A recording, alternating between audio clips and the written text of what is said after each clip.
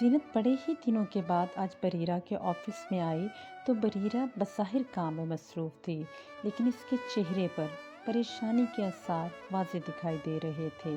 تم بیٹھو، میں چائے منگواتی ہوں، بریرہ نے انٹر کام پر فون کر کے آفس بوائے کو چائے لانے کے لیے کہا۔ اتنی اداسی کی وجہ زینت نے بات ادھوری چھوڑ دی۔ بریرہ: نہیں، اداس تو نہیں ہوں، بس کام کا پریشر ہے اور کچھ نہیں۔ اس نے زینت کی بات کو ٹالنا چاہا۔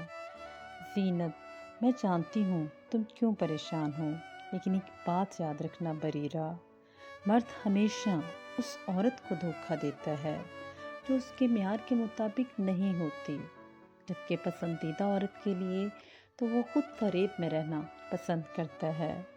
بریرہ کچھ سوچ کر گویا ہوئی۔ کیا کہنا چاہتی ہو؟ اس نے سوالیہ انداز میں ابرو اچکائے۔ یہی کہ تم آنکھیں کھولنے کے بجائے بند آنکھوں سے شاہد کاظمی کو دیکھنا چاہتی ہو۔